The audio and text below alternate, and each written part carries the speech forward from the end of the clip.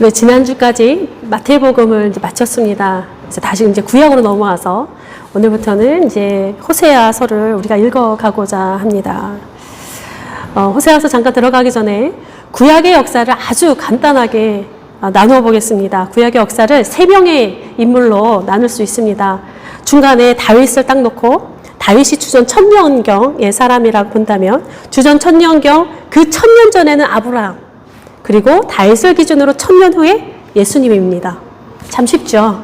이렇게 구약이 딱 설명이 됩니다. 다윗과 솔로몬의 시대는 합쳐서 80년이 조금 못 됩니다.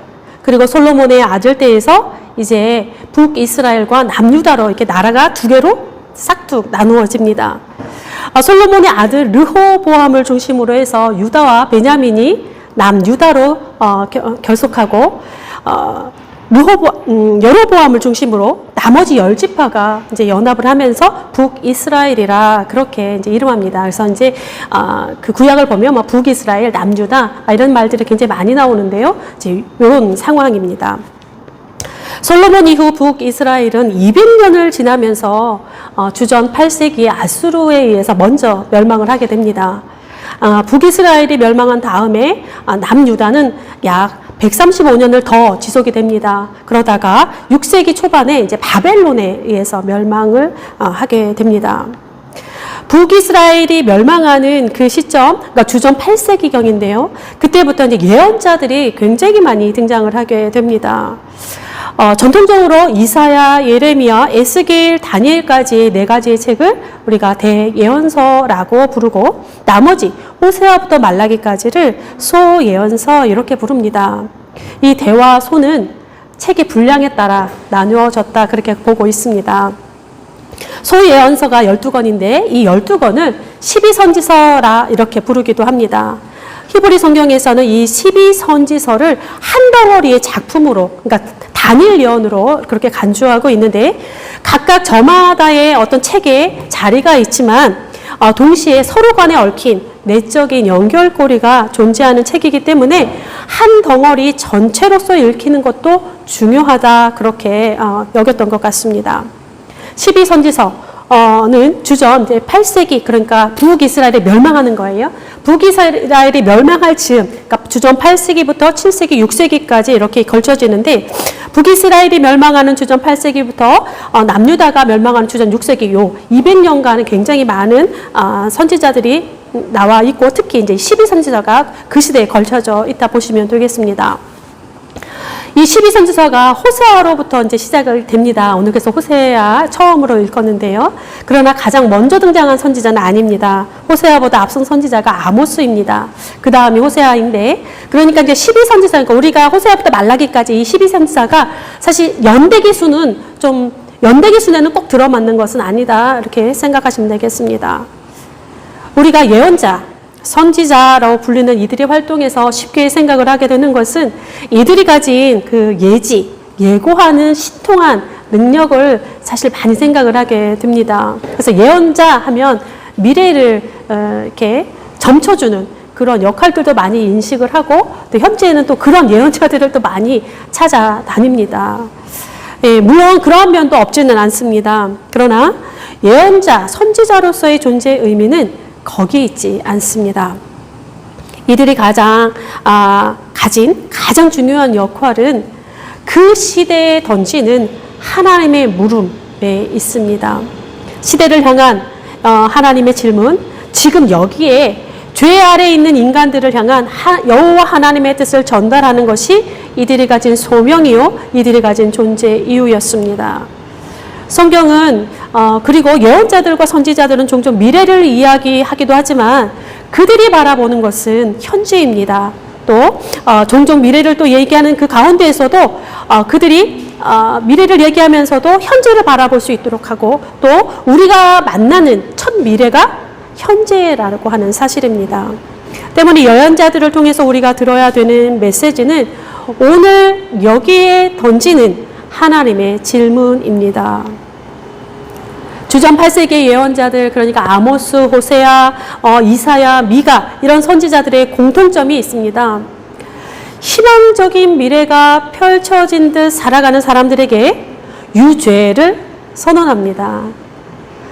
이스라엘과 함께 하시는 하나님의 구원 역사를 상기시키지 않습니다.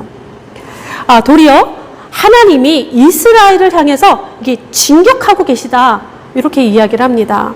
그러니까 이들의 메시지 속에서 하나님은 언제나 이스라엘과 이렇게 충돌하시는 하나님을 많이 드러내고 있습니다. 그러니까 앞으로 이제 저희들이 나눌 이야기는 우리에게, 이스라엘에게 충돌하시는 하나님의 이야기일 거다라고 생각하시면 되겠습니다.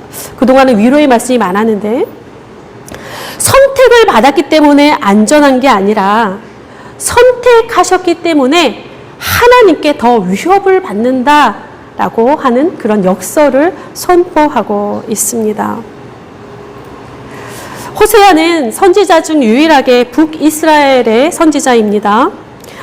그리고 호세아에서 보면은 그 신의 산 언약이 많이 등장을 합니다. 그래서 호세아를 읽으실 때에 신명기랑 같이 읽으면 좋겠습니다. 호세아 1장부터 임한 하나님의 말씀은 매우 충격적입니다.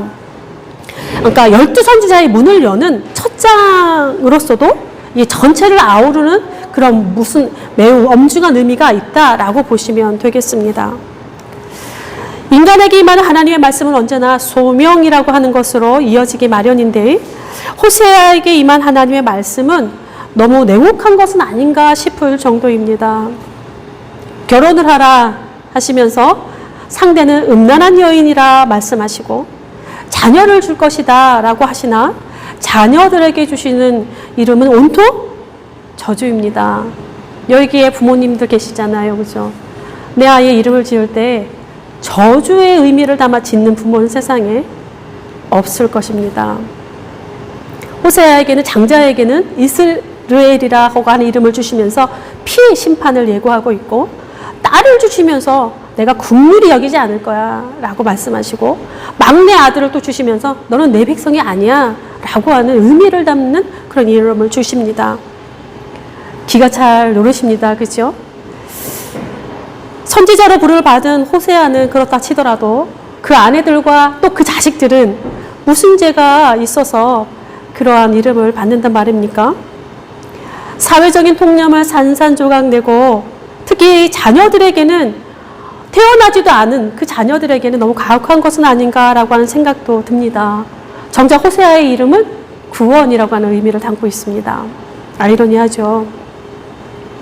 이러한 말씀, 어처구니 없는 말씀과 같은 이 순종이 치욕스럽고 고통스러움에도 불구하고, 또한 이러한 메시지를 또 감당해야 되는 선지자는 호세아뿐만은 아니었습니다.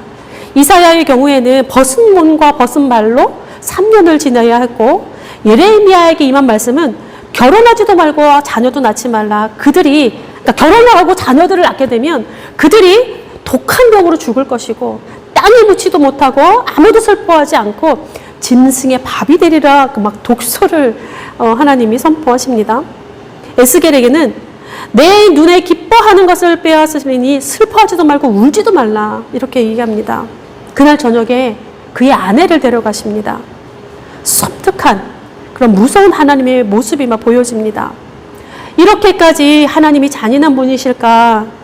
왜 이렇게까지 굳이 하셔야 됐을까 싶으면서도 이사야나 예레미야에 나온, 에스겔에 나온 그 다음 이어지는 말씀이 굉장히 강렬한 느낌표를 짓게 합니다. 이사야 20장과 에스겔 24장에 이렇게 되어 있습니다. 징조와 예표가 되리라. 표징이 되리라. 하나님의 말씀을 맡은 자의 어떤 숙명이라고나 할까요? 물론 선지자의 삶과 여정이 모두 이와 같다라고 말할 수는 없습니다.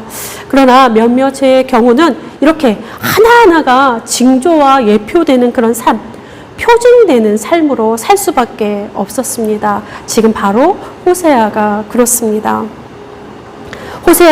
호세아에게 임한 하나님의 말씀, 그래야만 되는 것이 2절에 나와 있습니다. 이 나라가 여호와를 떠나 크게 음란함이라. 호세아가 음란한 여인을 아내로 맞이하고 음란한 자녀를 낳아야 되는 이유, 자녀들의 이름이 모두 다 고통으로 얼룩지는 것은 개인의 죄 때문은 아닙니다. 개개인을 향한 하나님의 저주가 아니라 이스라엘 전체, 그 전체를 향한 하나님의 메시지, 공동체를 향한 하나님의 물음을 담고 있습니다. 그러니까 호세아를 통한 표징은 그가 속해 있는 이스라엘 전체를 향한 것입니다. 옛 선지자들의 삶을 통해 이 시간 우리가 한번 생각해 볼 수 있는 것은 비록 우리의 삶이 이들과 똑같지는 않습니다. 그러나 우리도 세상 속에서 표징으로 세상의 하나님의 예표로 살아가는 것이 그리스도인이라고 하는 사실입니다. 세상이 우리를 통해 하나님을 알고 세상이 우리를 통해 하나님의 마음을 알아가야 된다라고 하는 것을 우리 또한 상기시킬 필요가 있습니다. 우리가 호세아와 같은 그런 예언자적인 그런 이런 비슷한 삶을 살아가진 않지만 그러함에도 불구하고 그리스도인이라고 하는 이름에는 그 삶에는 역시 이러한 표징과 예표로 살아가는 선지자적 삶을 계승한다라고 말할 수 있습니다. 우리 주보를 보면 주일 예배하고 제가 가로 안에 모이는 교회 이렇게 적어놨습니다. 알고 계셨나요? 그 말은 우리가 이 성전을 떠나가는 순간은 우리 각자는 흩어지는 교회라고 하는 그런 의미도 담고 있습니다. 우리는 모이는 교회든지 흩어지는 교회든지 어디서나 교회입니다. 그리스도인이라 부릅니다. 이 교회라고 하는 이름, 이 그리스도인이라고 하는 이름은 그 자체로서 표징과 예표의 의미를 담고 있습니다. 중간은 없습니다. 우리가 모이는 교회로서는 신앙 고백이요, 흩어지는 교회로서는 세상 속에서 하나님의 징표로 살아가게 된다라고 하는 의미를 담고 있습니다. 하나님의 기쁨을 우리의 기쁨으로, 하나님의 고통을 교회의 고통으로 고스란히 경험하면서 세상에 드러내는 이들, 바로 하나님의 징표요, 표징입니다. 바로 우리가 그러한 선지자적 삶을 살아가게 된다 말씀드릴 수 있습니다. 오늘 본문에서 유독 눈과 귀에 걸리는 단어가 있습니다. 음란하다라고 한 단어입니다. 음란한 여자, 음란한 자식, 이 나라가 음란함이라. 하나님은 여호와를 떠난 이스라엘의 상태를 음란이라고 한 단어를 사용하고 있습니다. 여기에 음란한 아내라고 한 히브리어는 직업적으로 매춘을 하는 아내의 의미는 아닙니다. 그보다 어떠한 특성을 나타내는 그러한 단어입니다. 게다가 1장에서는 고멜이라고 하는 여인이 결혼하기 전에 간음을 행했다거나 매춘 행위를 했다라고 하는 그런 기록은 없습니다. 그런 말은 없습니다. 그런 증거는 없습니다. 그보다 결혼 전 고멜의 상태, 바로 전형적인 이스라엘 사람으로서 이스라엘이 가지고 있는 경향을 상징한다 보면 되겠습니다. 고멜은 이교적인 교류와 종교적 혼합주의, 고집스럽고 제멋대로 행하는 이스라엘 전체를 상징하는 그런 여인으로 지금 등장하고 있습니다. 호세아는 결혼이라고 하는 은유를 통해서 언약에 신실하지 못한 아내, 그리고 신이 산 언약을 파기한 이스라엘, 그 이스라엘이 여호와를 떠났다 그렇게 강조하고 이제 시작을 합니다. 여호와를 떠난 이 나라, 그 떠난 상태가 바로 음란하다 그렇게 말하고 있습니다. 음란이라고 하는 표현은 호세아만의 독특한 표현은 아닙니다. 구약 성경 전체가 하나님을 떠난 이스라엘을 비유할 때 동일하게 음란하다라고 하는 그런 단어를 사용하는데, 음란하다라고 하는 히브리어는 동시에 우상을 섬기다라고 하는 의미를 가지고 있습니다. 몸과 마음이 다른 신을 향하여 앉아있는 그러한 모습입니다. 두 군데 한번 읽어드리겠습니다. 출애굽기 34장입니다. 내가 그들의 딸들을 내 아들들의 아내로 삼음으로 그들의 딸들이 그들의 신들을 음란하게 섬기며 내 아들에게 그들의 신들을 음란하게 섬길까 하매니라. 에스겔서 6장입니다. 너희 중에서 살아남은 자가 사로잡혀 이방인들 중에서 나를 기억하되 그들이 음란한 마음으로 나를 떠나고 음란한 눈으로 우상을 섬겨 나를 근심하게 한 것을 기억하고 스스로 한탄하리니. 여호와를 떠남, 이것이 바로 음란하다. 호세아는 선언하고 시작을 합니다. 여호와께 신실하지 못한 것, 이것은 언제나 다른 신을 섬기는 우상 숭배로 바로 직결이 됩니다. 또한 여호와 하나님이 아닌 다른 신을 섬기는 이 음란함은 삶의 전반적인 영역 속에서도 도덕성의 붕괴를 가져옵니다. 또한 인간의 총체적인 타락으로 몰아간다는 사실이 참 아이러니합니다. 이 음란하다라고 이렇게 일침을 가하던 이 신앙적인 위기를 고발하던 이 호세아의 시대, 그야말로 풍요의 정점이었습니다. 본문 1장 1절에 왕들이 쫙 연결이 되잖아요. 남유다의 왕들은 우시아부터 히스기야까지, 북이스라엘은 여로보암 2세를 거론하고 있습니다. 특히 북이스라엘을 통치하던 여로보암 2세는 그야말로 분열왕국 북이스라엘 200년 역사 속에서 물질적인 성공의 최고점을 찍었던 그런 왕입니다. 국내외 정치는 안정되어 있었고 영토는 역사적으로 최대한 넓어졌던 시대입니다. 군사적인 일에 세금을 지출할 것이 없으니까 부가 날로 축적이 됩니다. 또 국제정사가 평화로우니까 상업과 무역이 서로서로 활발하게 진행이 됩니다. 더불어 주변 국가의 상업적인, 그 다음에 문화적인, 사회적인 교류도 굉장히 왕성해졌던 시대입니다. 이 시대를 일컬어 북이스라엘의 황금시대라 그렇게 일컫습니다. 그 시대가 기록에 의하면 다윗과 솔로몬의 시대에 견줄만 하였다 이렇게 말하고 있습니다.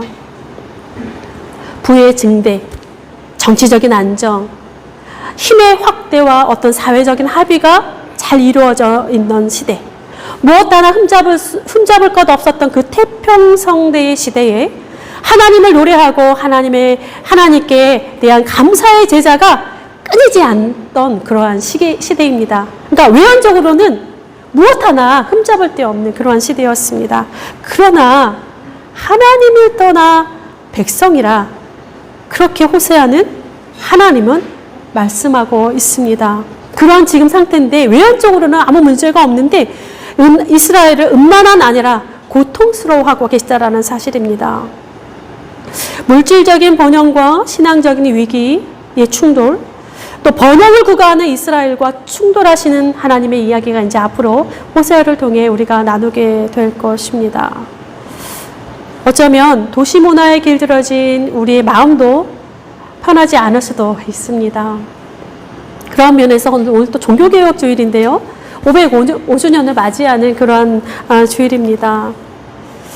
물질로 비대해졌던 그 중세의 종교, 사회화된 교회와 신학이 충돌했던 그 중세의 그날, 그 바티칸의 광장도 매우 분주했습니다. 최고의 건축가들이 모였습니다. 최고의 예술가들이 모였습니다. 어마어마한 천문학적인 그러한 예산이 그쪽으로 집결되었습니다. 가장 웅장하고 가장 화려한 성당이 최고의 권력과 종교 지도자들의 최고위 그들에 의해서 지어지고 있었습니다. 호세아 이후 2000년이 넘었던 그때 그 시절의 그 광장, 바로 여호와를 떠난 그 호세아의 시대와 비슷해 보이지는 않는가 싶습니다. 시 한 편 읽어드리면서 여러분들에게 많은 질문들을 하면서 마무리하고자 합니다. 인간과 시인의 관계를 사랑하는 여인으로 표현한 그런 시인데요. 이번 주에 제가 이 시를 만나면서 공교롭게도 호세아서를 읽고 또 호세아가 지금 음란하다 이렇게 비판하고 막 일침을 가하는 이 시대를 생각하니까 또 이 시와 이렇게 잘 맞아떨어지는지 공교롭게도 참 묘하다 싶었습니다. 바로 누구의 시냐면 타고르의 시입니다. 신에게 바치는 노래라고 하는 기탄잘리 그 책인데요. 아시아 최초의 노벨 문학상을 받았던 타고르의 시인데요. 여기에 이제 주인, 님이라고 하는 단어가 나옵니다. 하나님이라는 말과 아주 잘 맞아 떨어지는데 거기에 돈이라는 말도 아주 기가 막히게 잘 맞아 떨어집니다. 또 하나님, 돈, 권력. 제가 이제 읽어드릴 테니까 한번 그거를 세 가지를 이렇게 나란히 대입하시면서 한번 들어보시기 바랍니다. 아마도 호세아가 지금 바라보는 이스라엘, 어쩌면 우리가 살아가고 있는 현대의 물질 문명, 바벨의 문화를 바라보는 그러한 모습이지 않을까 싶습니다. 제가 읽어드리겠습니다. 나의 주인이여, 나는 님이 어떻게 노래하는지 알지 못합니다. 놀라움의 말을 잊은 채 나는 언제나 님의 노래에 귀 기울일 뿐입니다. 님의 음악이 빛이 되어 세상을 환하게 밝힙니다. 님의 음악에 담긴 생명의 숨결이 하늘에서 하늘로 퍼져나갑니다. 님의 음악은 성스러운 물결이 되어 돌처럼 단단한 모든 장애물을 깨뜨리고 그 위로 넘쳐 흐릅니다. 내 마음은 님과 함께 노래하기를 갈망하지만 헛되이 가락을 찾아 헤맬 뿐입니다. 나는 말하고 싶으나 내 말은 노래가 되어 터져 나오지 못하고 이에 나는 어쩔 줄 몰라 눈물만 흘립니다. 아, 나의 주인이여, 끊임없이 이어지는 님의 음악에 내 마음은 그물에 걸린 듯 사로잡혀 있습니다. 여러분의 마음은 어떤 그물에 사로잡혀 있으십니까?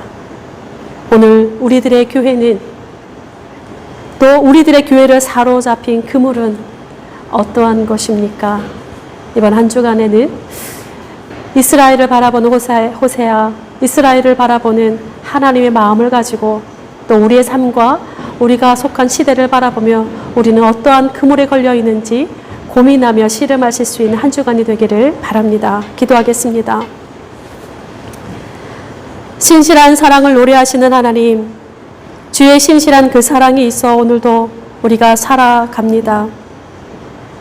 하루에도 수없이 여호와를 떠나는 우리를 끊임없이 다시 되찾으시는 하나님 감사드립니다. 천박한 기쁨과 헛된 가락에 취해 노래하며 춤추지 않게 하시고 하늘의 노래에 우리의 마음과 생각이 조율되게 하옵소서. 우리의 마음이 하나님의 마음에 걸리게 하시고 우리의 생각이 하나님의 노래에 붙들리게 하옵소서. 지난 한 주간에 새롭게 태어난 생명들이 그들의 생이 아름답게 잘 자라게 하시고 오늘 이 새벽에 그리고 지난 한 주간에도 주님의 품에 이른 사람들과 땅에 남겨진 이들의 아픈 마음을 위로하여 주옵소서. 이 땅의 모든 가정이 사랑과 신실함으로 지켜지게 하시고 흔들리는 청춘과 아픈 젊음을 다시 생기를 찾을 수 있도록 도와주옵소서. 우리의 작음을 알고 하나님의 크심을 알게 하시고 아픈 병상을 지켜주시며 일상에서 소소한 기쁨을 누리게 하옵소서. 우리를 도우셔서 하늘에 신실하게 하시고 땅에는 책임감 있게 살아갈 수 있도록 도와주옵소서. 생명으로 우리를 되찾으신 예수 그리스도의 이름으로 기도드립니다. 아멘.